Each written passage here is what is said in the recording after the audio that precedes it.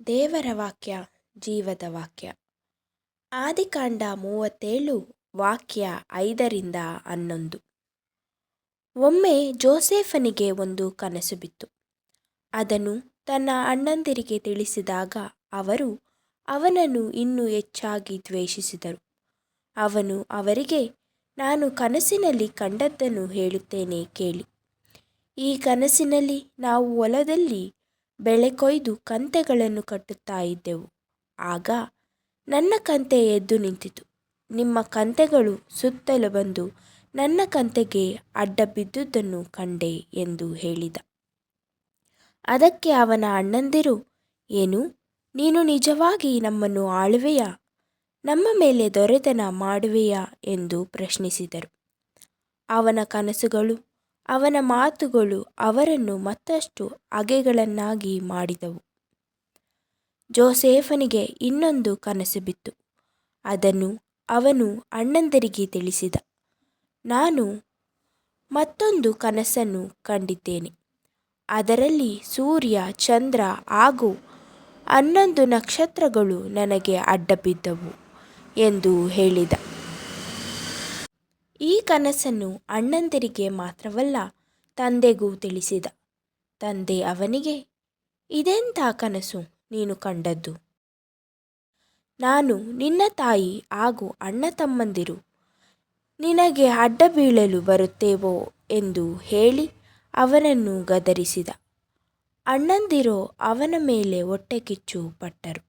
ಆದರೆ ತಂದೆ ಈ ವಿಷಯವನ್ನು ಮನಸ್ಸಿನಲ್ಲೇ ಮೆಲುಕು ಹಾಕಿದ. ಹಾಗೆ ಮಾಡುತ್ತಿದ್ದ ಅಣ್ಣಂದಿರಿಗೆ ಕನಸು ಬಿತ್ತು.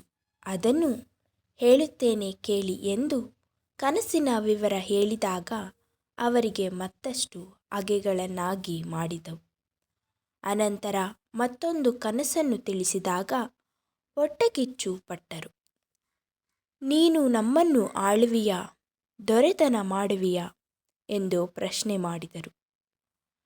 ನಮ್ಮ ಹಾಗೆ ಹೊಟ್ಟೆಕಿಚ್ಚು ನಮ್ಮನ್ನು ವಿನಾಶ ಮಾರ್ಗಕ್ಕೆ ಸಾಗಿಸುತ್ತದೆ.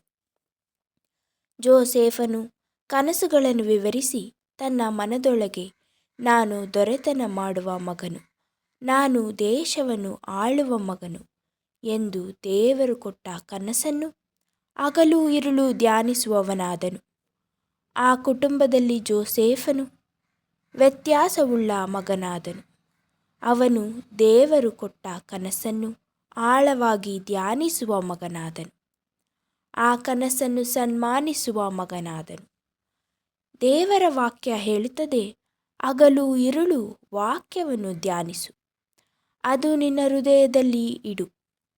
ಎಡಕ್ಕಾಗಲಿ ಬಲಕ್ಕಾಗಲಿ ತಿರುಗಬೇಡ. ಅದರಲ್ಲಿ ಬರೆದಿರುವುದನ್ನೆಲ್ಲ ಕೈಗೊಂಡು ನಡೆ. ಆಗ ನಿನ್ನ ಕಾರ್ಯಗಳೆಲ್ಲ ಕೈಗೂಡುವುದು. ಈ ರೀತಿ ನಾವು ನಡೆದಾಗ ದೇವರು ನಮ್ಮ ಸಂಗಡ ಇರುತ್ತಾರೆ, ನಮ್ಮ ನಡುವೆ ತಿರುಗಾಡುತ್ತಾರೆ.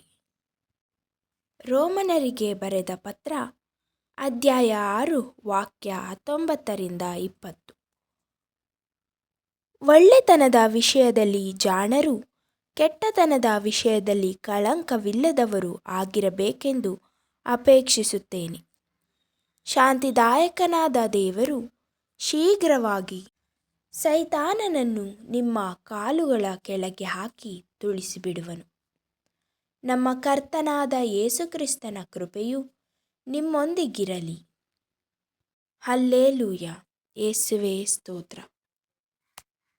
ಬೈಬಲ್ ಓದುವಾಗ ಯೇಸು ಸ್ವಾಮಿಯ ಸಂಗಡ ಮಾತನಾಡಲು ಹೋಗುತ್ತೇವೆ.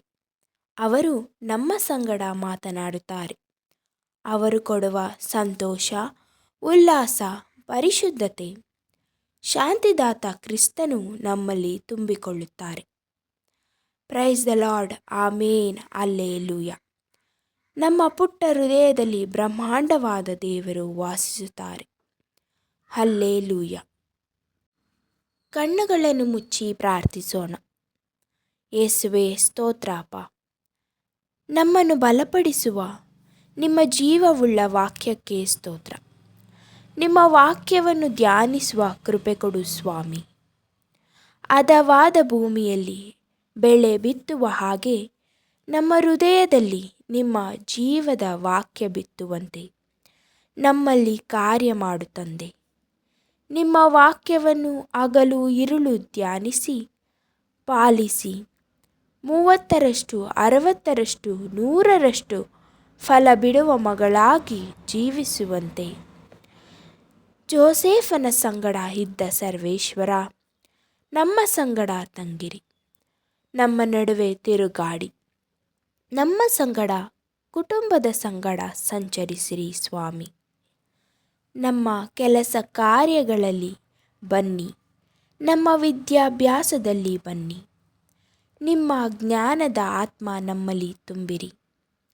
5 ತಲಾಂತು 10 ತಲಾಂತು ಮಗನಂತೆ ನಮ್ಮನ್ನು ಬಲಪಡಿಸಿ. 5 ಮಂದಿ ವಿವೇಕ ಸ್ತ್ರೀಯರಂತೆ ನಮ್ಮನ್ನು ಬಲಪಡಿಸಿ. ನಮ್ಮಲ್ಲಿ ಹಾಗೆ ಹೊಟ್ಟೆಕಿಚ್ಚು ಅಸೂಯೆ ಯಾವುದೇ ಅಶುದ್ಧವು ನಮ್ಮಲ್ಲಿ ನಮ್ಮ ಕುಟುಂಬದಲ್ಲಿ ಪ್ರವೇಶ ಮಾಡದಂತೆ ಯೇಸುವಿನ ದಿವ್ಯ ರಕ್ತ ಕೋಟೆಯಾಗಿರಲಿ, ಬೇಲಿಯಾಗಿರಲಿ. ಎಲ್ಲ ವಿಧವಾದ ಅಶುದ್ಧವು ಯೇಸುವಿನ ಪರಿಶುದ್ಧವಾದ ರಕ್ತದಲ್ಲಿ ದಹಿಸಿ ಹೋಗಲಿ. ಎಲ್ಲ ಪಾಪ ಶಾಪದಿಂದ ನಮ್ಮನ್ನು ಶುದ್ಧ ಮಾಡಿದ ಯೇಸುವಿನ ರಕ್ತಕ್ಕೆ ಕೋಟಿ ಸ್ತೋತ್ರ. ಆಮೇನ್. ಹಲ್ಲೆಲೂಯ. ಪ್ರಕಟಣೆ ಅಧ್ಯಾಯ 12 ವಾಕ್ಯ 11. ಯಜ್ಞದ ಕುರಿಮರಿಯಾದಾತನ ರಕ್ತದ ಬಲದಿಂದಲೂ ತಮ್ಮ ವಾಕ್ಯದ ಬಲದಿಂದಲೂ ಅವನನ್ನು ಜಯಿಸಿದರು. Thank you Jesus. Thank you almighty God. Thank you power of God. Thank you fire of god.